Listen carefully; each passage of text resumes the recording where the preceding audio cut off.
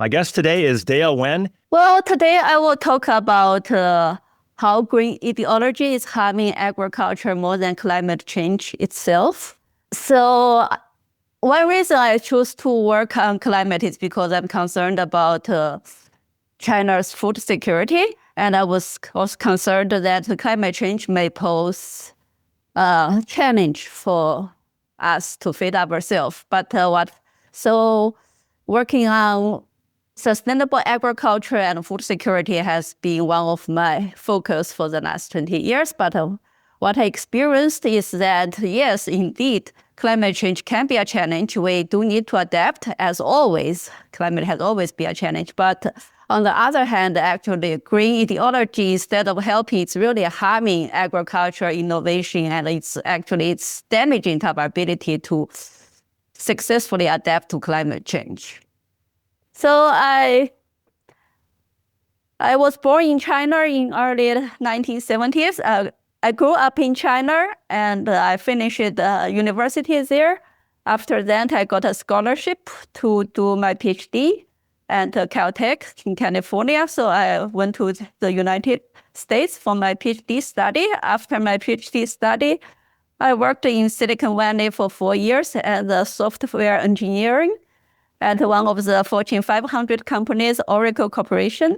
But at the time, I was getting interested in development and environmental issues. So after 4 years at Oracle, I made a huge career change. I become a policy research with a small NGO think tank, basically focusing on sustainable development issues. So for the last 20 years, I have been working on sustainable development issues, mostly focused on China in the global context, both on food and energy. So here is the outline of the talk. We will have lots of things to cover. So first, I will start with that to ensure food security is always a challenge with a changing climate. And I will also start with my personal experience, the food insecurity I experienced as a child in China, which is basically common for my generation. Then I will talk about the amazing achievement by Green Revolution in the last few decades. But then I will start to talk about the main theme of the talk, how green ideology is undermining agricultural progress. Here I will present 4 cases. So first, start with Greenpeace's persistent opposition to golden rice, genetically engineered rice which can address vitamin A deficiency issues in poor countries. Then the second case is about the food crisis in Sri Lanka. I call it the world first ESG, or world first net zero food crisis, because it's a food crisis literally caused by net zero agricultural policies. Then the third case is about the EU's refusal to help Africa to build fertilizer plants to help Africa to improve its food security situation, citing green concerns. And then the fourth case is about the EU itself. It's the EU's Farm to Fork strategy, which is one of the cornerstones of EU Green Deal, which fortunately has been put on hold because of the Russian-Ukraine war, as well as because of a huge farmers' protest last year. That Farm to Fork strategy was nicknamed the Farm to Famine strategy by some farmers for very valid reasons. So after these 4 cases, I will talk about, then come back to the big picture to talk about, is organic agriculture better for the environment than conventional agriculture, which has been the normal narrative of the environmental lobby, which is the underlying reasoning for all the EU policies. But I will talk about that. Is it really true, this narrative? Is organic agriculture really better for the environment? Is organic food safer for the consumers as advertised? Then the next, I will talk about my personal experience as an IAA-STD author. IAA-STD is a UN-sponsored global agriculture assessment. It's probably the biggest global agriculture assessment so far. And I will talk about the message of that global agriculture assessment, as well as the over-politicization of science within the UN process experience. And then after that, I will come to the conclusion. Okay, so let's start.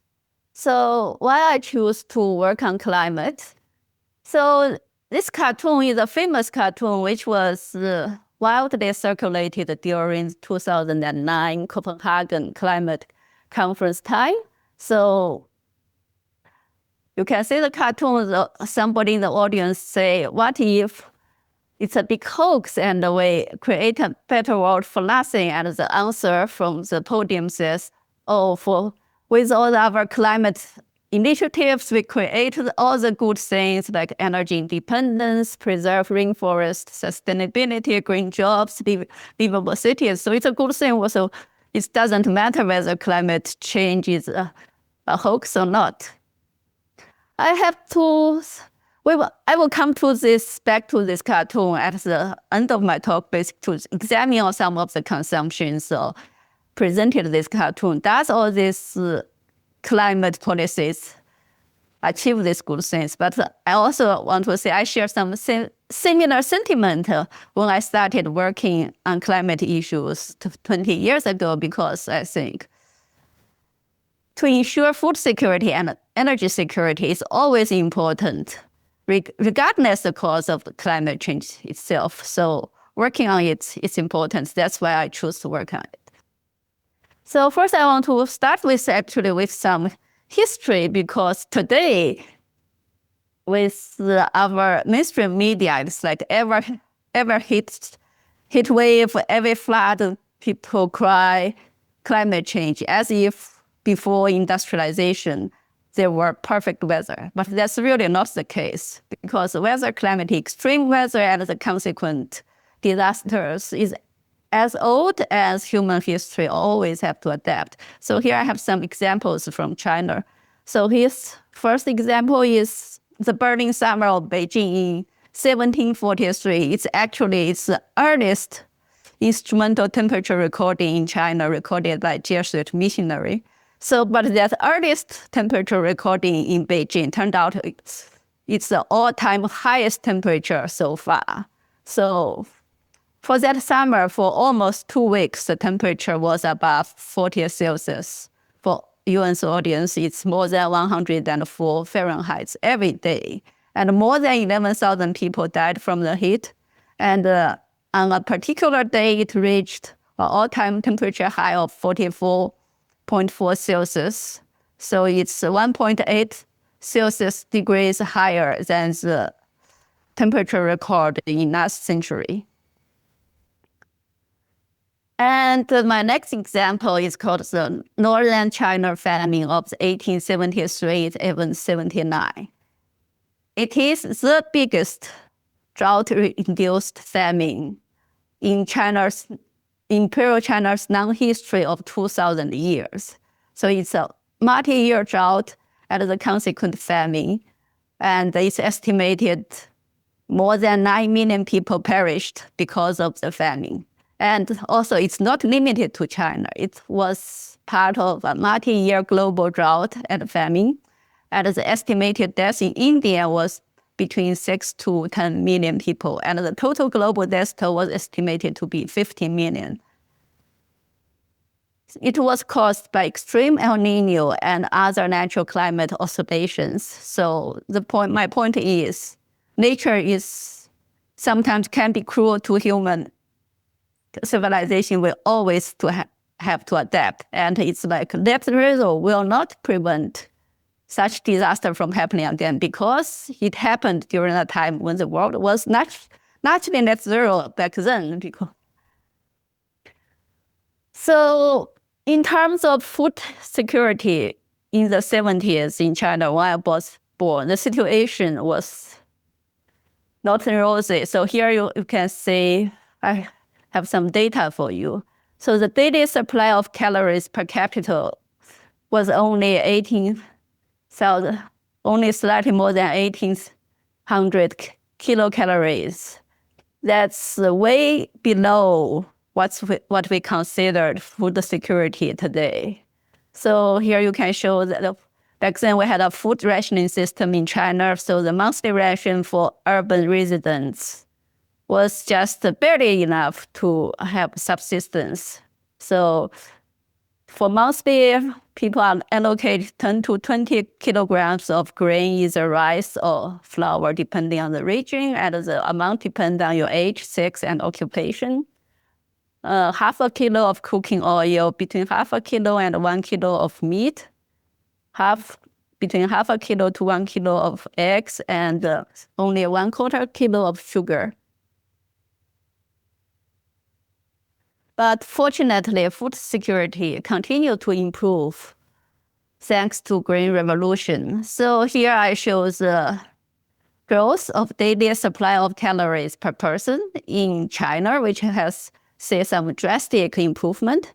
But as well as I show here the data for African and least developed countries. So these are the places still face food security challenges today. But even for them, they see moderate increasement in the last 60 years. So some of you who are familiar with some of the alarmist environmental literatures may know the Paul Ehrlich of the famous U.S. author in his 1968 population bomb made some very scary predictions. He says the battle to feed all humanity is over. In the 1970s, hundreds of millions of people will starve to death in spite of any crash programs. But fortunately, such doomsday prediction turned out to be quite wrong.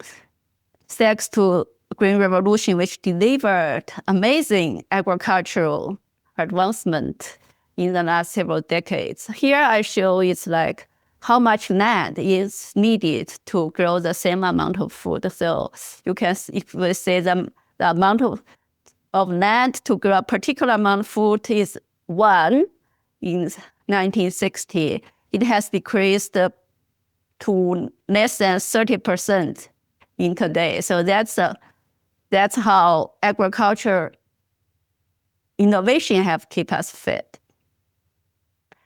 And one reason for the huge improvement is really due to synthetic fertilizers, which are made with natural gas with the Haber-Bosch process. So here I show the graph. So it's estimated about 45% of the world population would not have food today if we don't have synthetic fertilizer.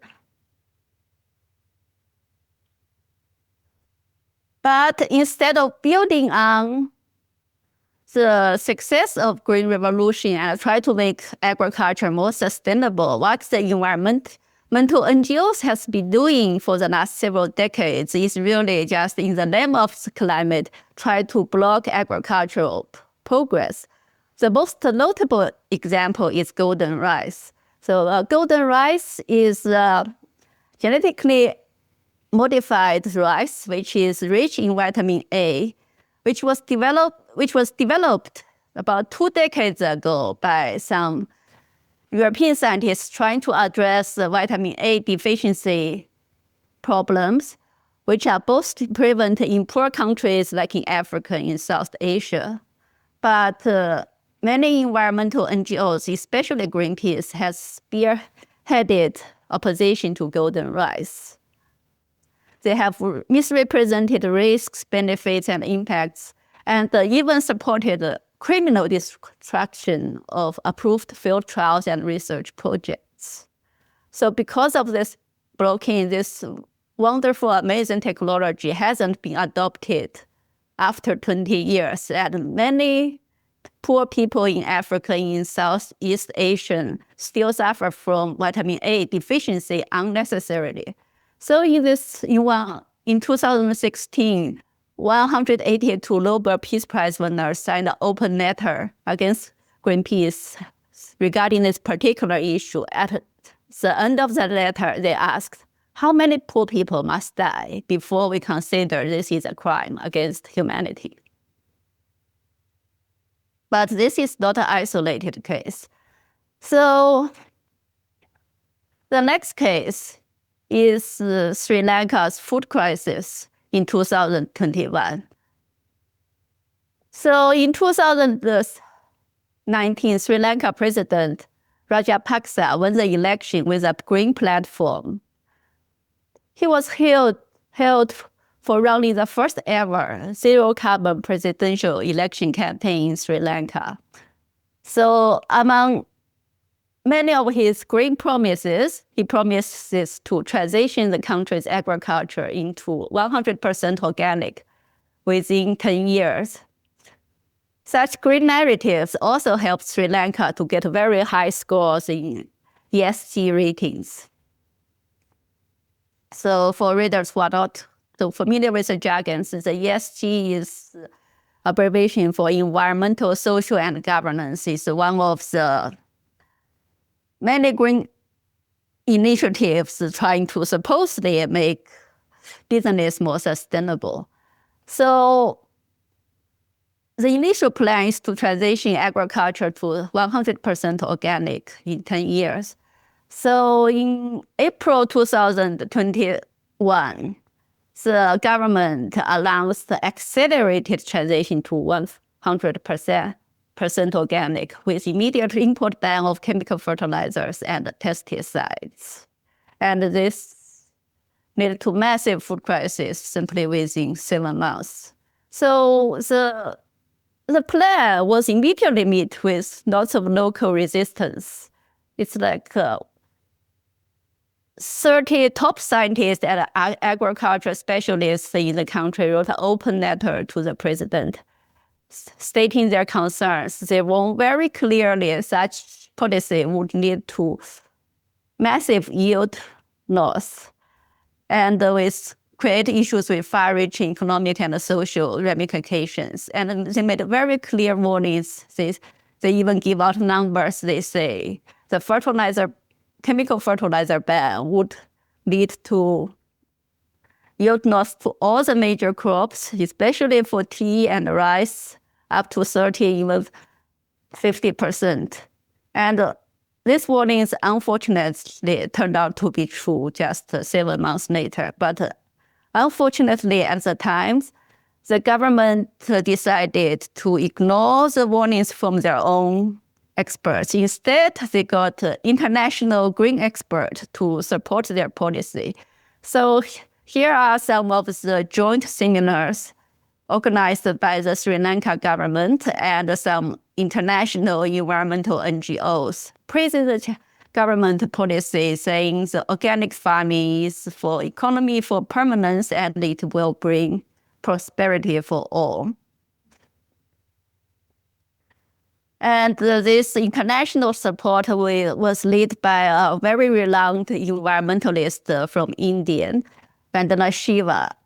She was often cheered as green hero of the century by the Western media. And she's also winner of numerous awards, including Right Livelihood Award and Save the World Award. But despite all of these beautiful narratives by the international green expert, the reality is dire. So the policy was initiated in April 2021, and the government was forced to abandon it just after 7 months in the middle of raging food crisis. So just as predicted by the local scientists, rice production decreased by 43%.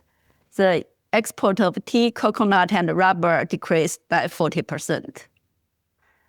And the government initially said the import ban would save $60 million annually, but yes, they did save on importing fertilizers and pesticides, but the loss is huge. So 7 months later, the government announced they have to compensate $200 million to farmers for lost harvest, and an additional $149 million to rice farmers.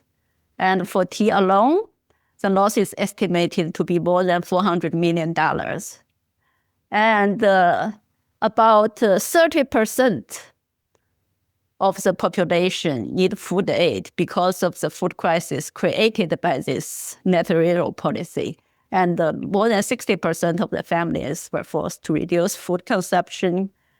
And 5% of the population was pushed back into poverty. And it's even led into government collapse, and the president fled to the country. So it's very interesting when you look at how the green NGOs narrative changed. So while they changed their narrative about the president, now they say, oh, before they say President Rajapaksa was a green hero. Now they say he was a dictator and he didn't do the organic transition right. But they totally refuse to reflect on any wrongdoings in their own policy advocacy. But it really doesn't matter whether this President Rajapaksa is a green hero or a dictator, because no ruler wants to intentionally create a famine in his own country. He did it because he really believed the green narrative that 100% organic could work. He believed it wrongly, and Sri Lanka paid a huge price for this mistake. Why did he think it was going to work? Why didn't he just try it on like a 2-acre plot? Put 1 acre in organic and 1 acre with synthetic fertilizer and see what happens instead of doing the whole country? Yes, that's a very good question, because it's really wishful thinking on a great big scale, because that's all his own agricultural experts are telling him, because there are experts. But he was desperate because partly he has this ban because at the time, because of the COVID pandemic, Sri Lanka was short on cash because their tourism totally collapsed. They are short on cash. So he was desperate to cut costs some way. So he wanted to believe that organic agriculture could save him money while still deliver the food. All right. Sorry for the interruption. But that's a very good question. But it's really wishful thinking. But it's wishful thinking backed by decades of misinformation by the green lobby. They all tell him it could work. So he chose to believe them instead of his own agriculture experts saying, we have done the experiment. It does not work. There's always a yield gap. Of course, I ask a question like that because it's the same deal with trying to run the entire country on solar and wind. Let's just run one factory on solar and wind, see how that works first before rolling it out everywhere, of course. Yeah, you're totally right. Because it's like there's really green vision on his side. But the sad thing is, yes, Sri Lanka paid a huge price. He himself paid a huge price. He has to flee the country. But all these international policy advisors who told me to do so, they don't suffer anything. And they are doing it again with Bhutan. So this is just news barely 10 days ago. Now Bhutan is going to completely ban the use of glyphosate in the process to transition to 100% organic. And again, this Indian environmentalist Vandana Shiva is advising Bhutan government on this 100% organic transition. So it's like, oh, our green leap forward didn't work for Sri Lanka. Let's try it with Bhutan again. That's very depressing, but unfortunately that's happening right now. And so remember this glyphosate. This is one of the very commonly used herbicide, which is actually very safe. But for the last 2 decades, the environmental lobby has been lobbying against glyphosate. And I will come back to talk about it later in comparison with organic agriculture and conventional agriculture. So the next case is actually happens right after the Sri Lanka food crisis at the end of 2021. This happened in 2022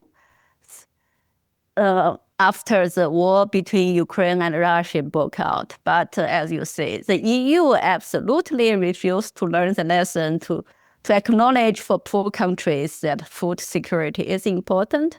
So after the war broke out, in an attempt to encourage African countries to stop buying Russian fertilizers, the European Union initially developed a working plan to help Africa to build their own fertilizer plants.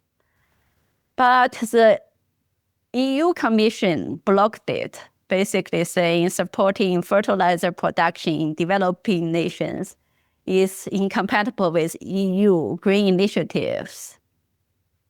Instead, the EU Commission advocated for alternatives like agroecology. So what is agroecology? Sounds very good. What does it really mean? I will also talk about that later. What is agroecology?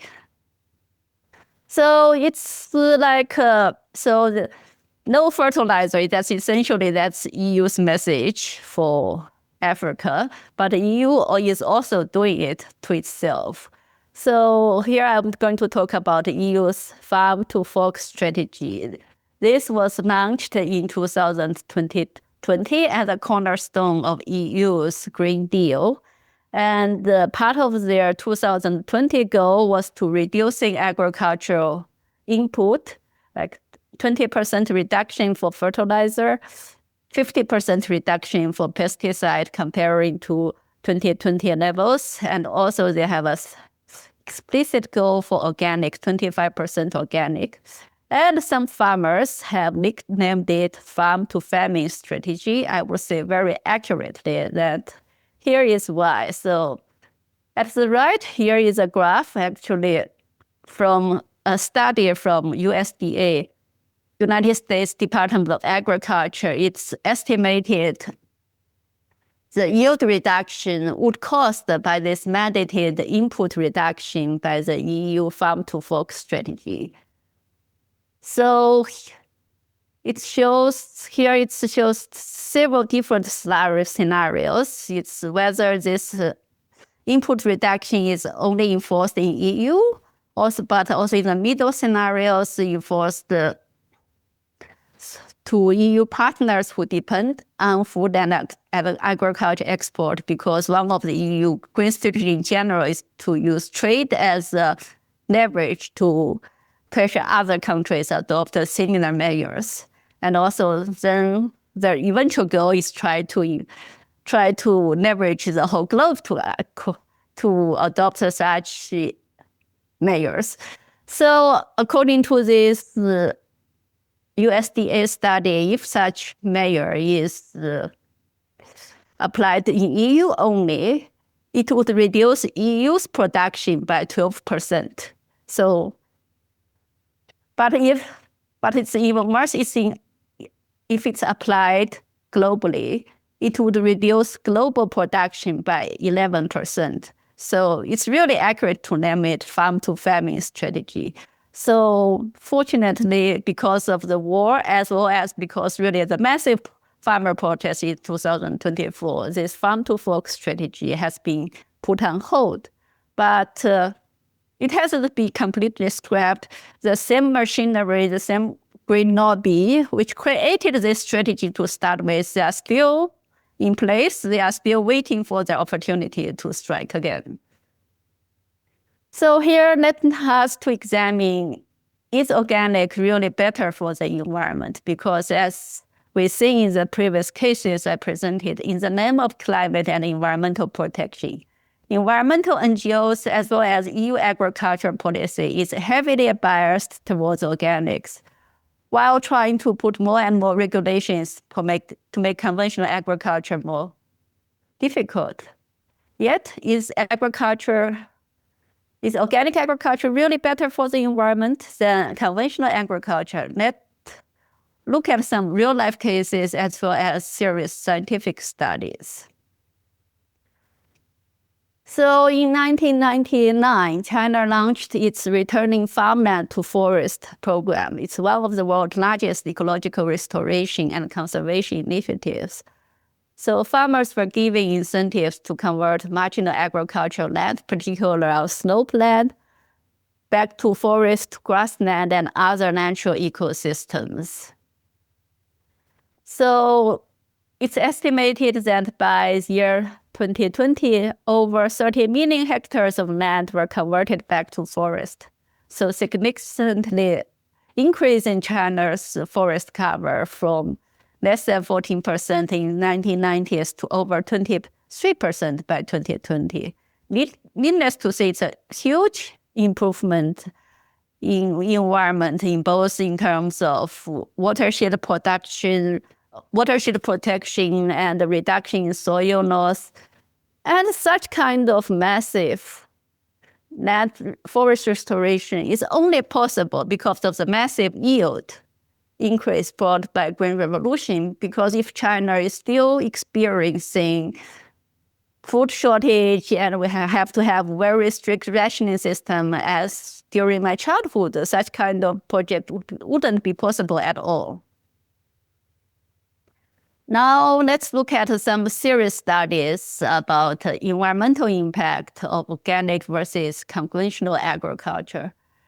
So this is a rather complicated graph. I apologize for that, but let me explain. So this is a study, it's a meta-study based on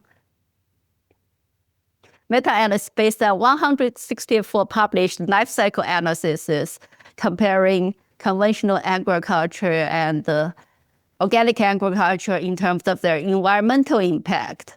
And this paper looked at 5 environmental impacts, namely greenhouse gas emissions, land use, eutrophication potential, meaning basically what water pollution caused by fertilizer runoff, and acidification potential, as well as energy use.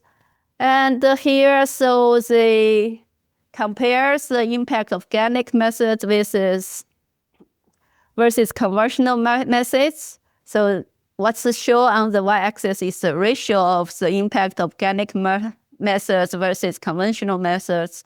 So if it is 1, it means they have the same environmental impact. If it's above 1, it's meaning organic methods are worse. If it's below 1, it's organic methods are better. So it's a study, meta-study with more than 700 agricultural systems, also with different kinds of food. So as we can see, it's not a simple picture. It's scattered, depends on the food variety, and some of the data has huge error bars.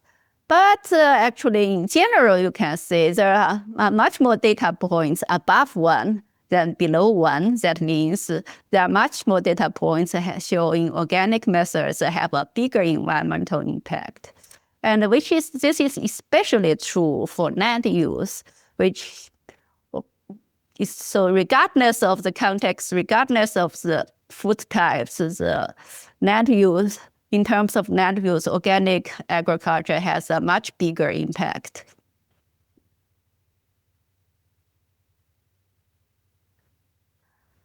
So here is the conclusion of the study. So the common perception that organic food is by default better, or is the ideal way to reduce environmental impact, which unfortunately was the underlying assumption of the EU farm to fork policy. But this assumption is actually wrong. It's a clear misconception. Across several metrics, it's most notably land use, organic agriculture proved to be much more harmful for the world environment than conventional agriculture. Massive organic adoption would mean massive deforestation. Of course, the debate between organic and intensive agriculture shouldn't be too polarized. There are scenarios where organic agriculture can show some advantages, as shown in this. Basically, all these data points below 1 shows in these particular cases, there's advantages in certain aspects for organic agriculture. But so let's continue to compare organic food and conventional food.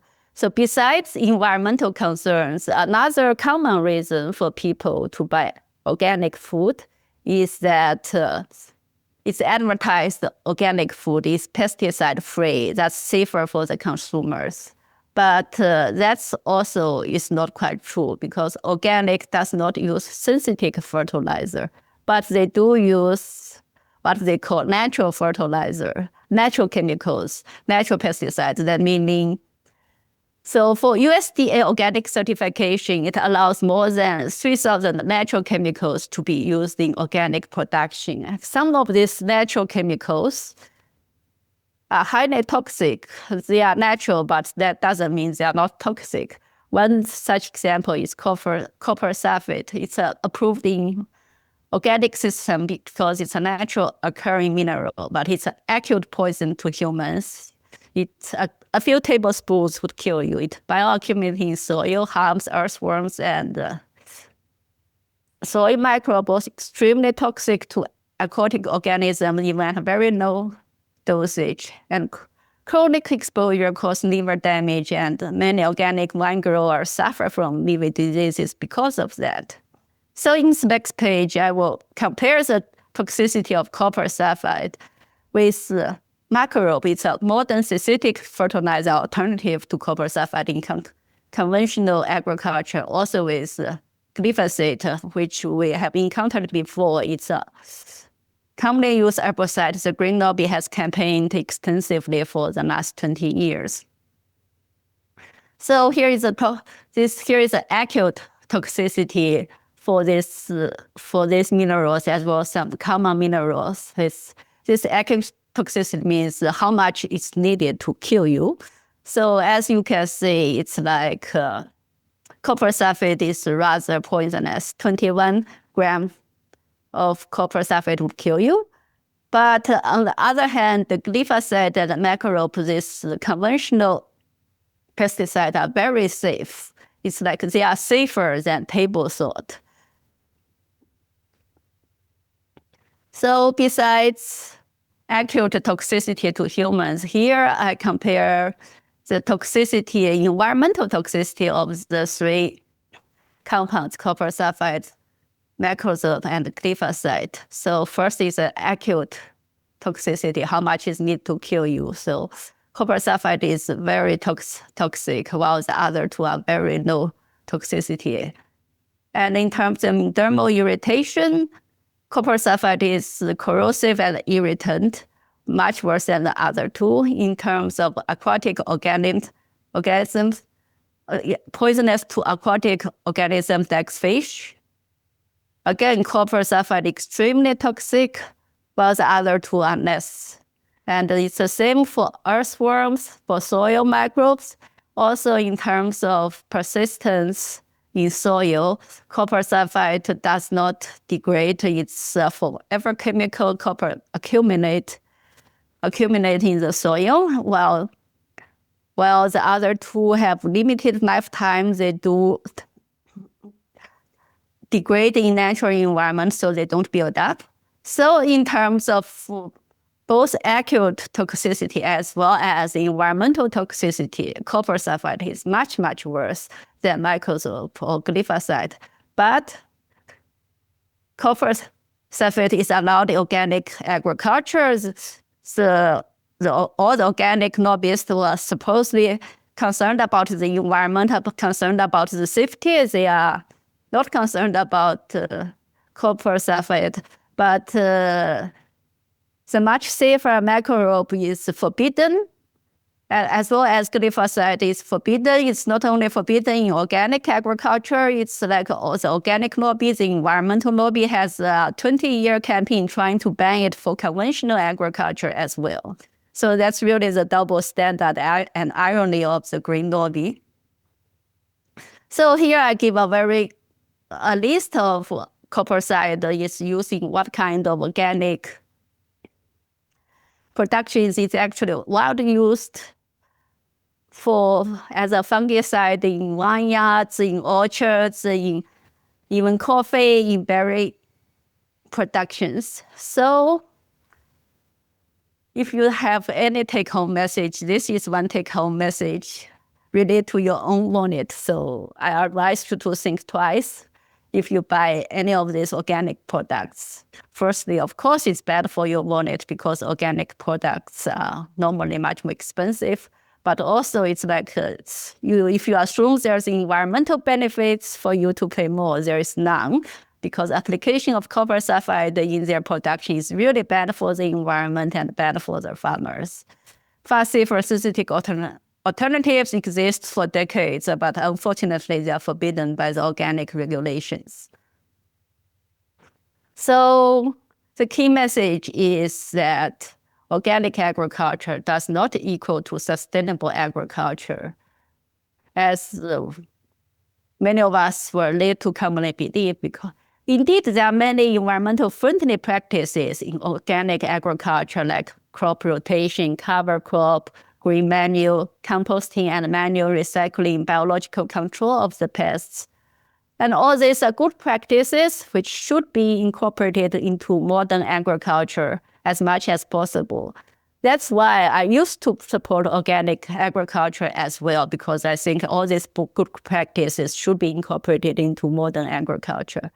But all these good practices does not define what is organic agriculture. A farmer doing all this is not defined as organic farmer, because a very definition of organic is based on prohibition and rejection, meaning no synthetic pesticides, no fertilizers, no genetically modified organism. It's essentially a romanticization of traditional agriculture 90 years ago, misleading consumers who have legitimate environmental concerns, who are willing to pay more. But in reality, if we really look at science, organic agriculture does not equal sustainable agriculture.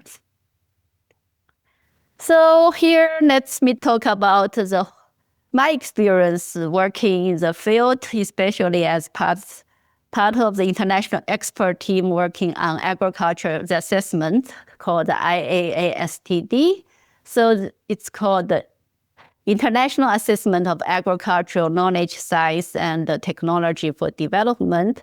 Some people have called it also IPCC for agriculture. It was so far the biggest global agriculture assessment. It was organized by the United Nations, launched in 2002 and concluded in 2008. And it basically tried to assess the current state of agriculture as well as to chart a pathway towards more sustainability. So more than 400 international experts were involved in the process. I was one of them. And the process at the time was already quite politicized. International industrial expert pulled out of the process in late 2007 over dispute on GMOs and other issues. And in terms of conclusions, IAASTD highlighted the role of agroecology to promote agricultural sustainability. So the agroecology, as this word we have encountered before. So what is agroecology? What does it mean? And it is really a loosely defined term, which can mean different things for different people.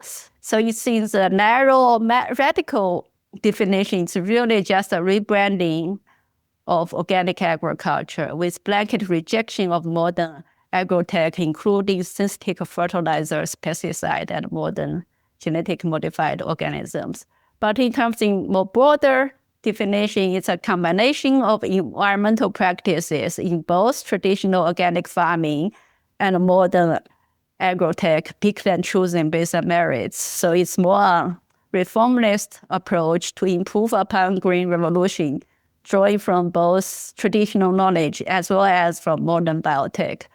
I would say for me and many other scientists involved in the IASTD, we supported agroecology in the broad sense, but really not in the narrow, radical definition. That's the case for me. I've said definitely it's a case for me, also for every Chinese scientist involved in that process. Because literally for us, we lived through the transition of Chinese agriculture from subsistence farming to modern farming powered by green revolution. We really don't want to go back to the good old days of subsistence farming, because the good old days really didn't exist if we really know enough reality. But now in hindsight, I would say probably all of us have that view.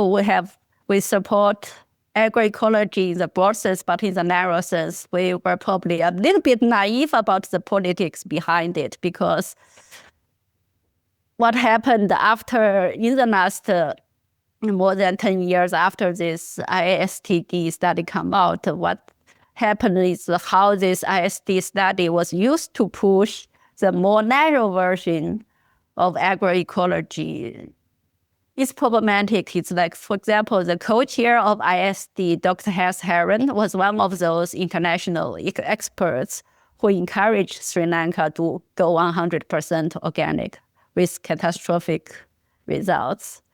And also the agroecology narrative are used intensively to draft EU farm to fork policy, as well as to justify EU's decision not to help African to build fertilizer plants. So in hindsight, I have to admit, basically, as we moderate, we have lost. Essentially, the term agroecology has been hijacked by the radicals. It is indeed a radical ecology, a rebranding of organic, attempt to roll back the progress of Green Revolution. So, and for these people, it's continued the narrative war, because today with agroecology not quite delivering its story promises, these same people and political forces, now they are rebranding organic farming again as regenerative farming. For example, both Dr. Vandana Shiva and Dr. Hess Heron mentioned before on the board of Regeneration International. So for some people, it's just an endless postmodern narrative war, basically rebranding organic, which does not deliver on a mass scale to something sounds good. So it's an endless postmodern narrative war instead of actually improving agriculture. But the problem is people cannot eat narratives. We actually need food. We need improvement in agriculture production to keep people fed. So let's come back to this cartoon I showed earlier. So do green policies improve sustainability? Like all the good things the person on the podium said, like energy independence, like preserve rainforest sustainability. At least on the case of food, organic does not deliver actually massive, as I mentioned, massive organic means massive deforestation. It does not preserve rainforest. So when I look at both climate policy, both agriculture policy and energy policy, I would say the problem is really the political correctness is dominate over realities. So green ideology in the nutshell is like wind and solar are the politically correct energy. We need to scale them up at all costs. Organic is a politically correct agriculture. We need to scale it up at all costs. Just as the famous US economist Thomas Sowell said, much of the social history of the Western world over the past 3 decades has been a history of replacing what worked with what sounds good. And so I have to admit I'm a nerd who's too often, because I'm a nerd who stick to reality effects, and often end up being politically incorrect because, again, as Thomas Sowell said, being politically correct means deciding issues not on the basis of the evidence or the merits, but on the basis of what group those involved belong to or what ideology they profess. So here I come to my conclusion. Industrialization and innovation are the best and most important measures to build civilizational resilience to ensure our energy security and food security with a changing climate. regardless whether climate change is driven by natural variants or man-made. Yet green ideology, marked by its dogmatic rejection of many modern technologies, for example, on energy, rejection on nuclear, on agriculture, rejection on GMOs, synthetic fertilizers, and pesticides. So they are essentially anti-innovation. And on the case of agriculture, as I presented, it's already damaging global food security more than climate change itself. So the case is like the delayed adoption of golden rice due to environmental and geoposition, world first net zero food crisis in Sri Lanka, EU's refusal to help Africa to build fertilizer plants, EU's farm to fork strategy, nicknamed the farm to famine strategy properly by post-testing farmers. So many of these measures are harming the poor without bringing any real environmental benefits. So we need to overcome green ideology and its technophobia in pursuit of true sustainability. And we need evidence-based instead of political correct environmental policy. So that's the end of my presentation. Thank you very much. And you can follow me on X and Substack. All right. And let's just say that for the audio listeners, on X, you're at Dale_Wen. And on Substack, you're at dalewen.substack.com. It's a little depressing that there was this total disaster in Sri Lanka, and then they were trying to roll out something similar in Bhutan. Do you think a lot of countries are learning the lessons and there is some sanity returning, or what's your view globally? How's it going? How is sanity doing globally? I don't know. That's a good question. That's a very good question. And actually, right now, I'm writing a paper for Chinese audience on this exact topic because with China's urban population with more purchasing power, the organic food is also on the rise. There's really lots of people trying to sell organic food, and they are drumming up the fear about conventional food, and it's the same dynamic even playing out in China too. So I am thinking if they tried to roll this out in the U.S., that no way would it happen because the farmers are armed and they would not allow this craziness to happen here. Do you agree? I hope so. But I have to warn you because this Dr. Vandana Shiva, which I mentioned, she was a very good friend of Robert Kennedy Jr. I hope Robert Kennedy Jr. won't roll out something as crazy as like this. Okay. Yeah, I hope so too. That was an incredibly great presentation. I learned a ton and very interesting. Yeah, I just want to praise you for what you did. I did not know about the use of all these chemicals in organic food production. I hadn't heard that before. Yes, it's basically that's really a best kept secret of organic production. It's like they are advertised as chemical free, but that only means they are free of synthetic chemicals, but they use a ton of natural chemicals. Some of them are much more toxic than the synthetic chemicals we use in conventional agriculture. One thing I do hear a lot about on both sides is the relative safety of glyphosate. What's your opinion on that? I think Patrick Moore has said that he would be willing to drink some of it. Do you think it's safe enough that you would want to drink some, or how safe is it? Yes, I would say, well, because there's I would say I'm willing to drink it. Actually, I have a personal challenge. Okay, I will eat 15 grams of glyphosate if any of their organic lobby, all the people who lobby against glyphosate, but not lobby against the copper sulfate, they are willing to eat 15 grams of copper sulfate.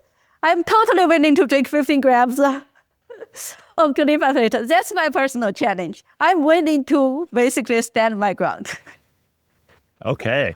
How about the relative health on our supermarket shelves here? You've got organic food competing with regular food, and say it was the same price. What do you think about the health benefits or dangers? Is it pretty similar, or would you say that the synthetic food might be healthier just off the shelf versus organic? I think it's really depends.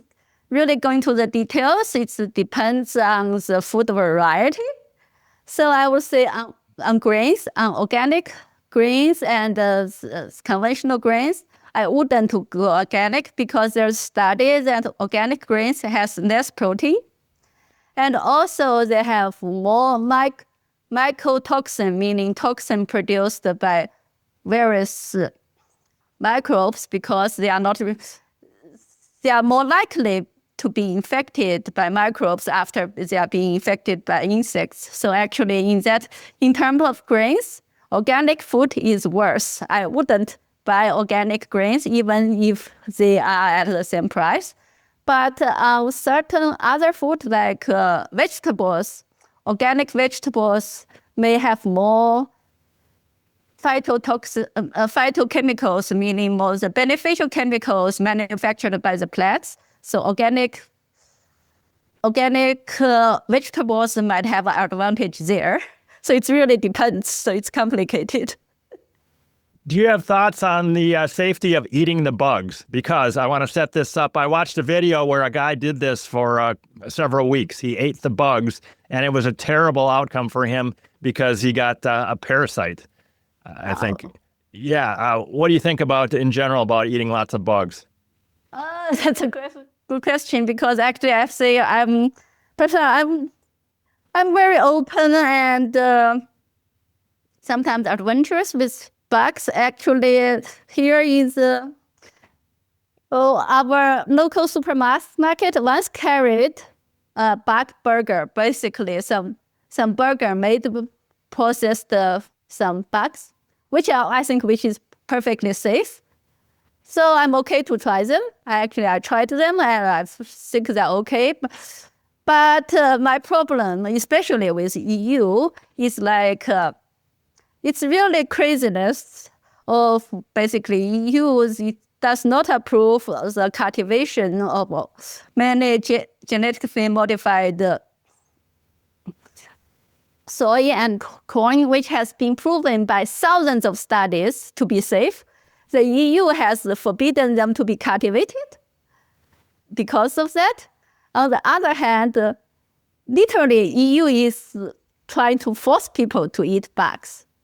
Because there's one study basically showing this bug flour is safe, it's okay. Then EU approved that you can add bug flour to any bread.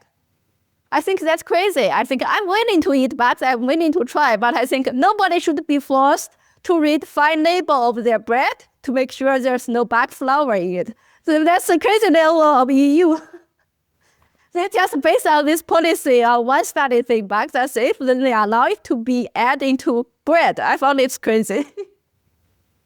Do you have thoughts on this Apeel, APEEL technology with the edible coating on apples from Bill Gates? I don't know. I haven't looked into it, so I don't know.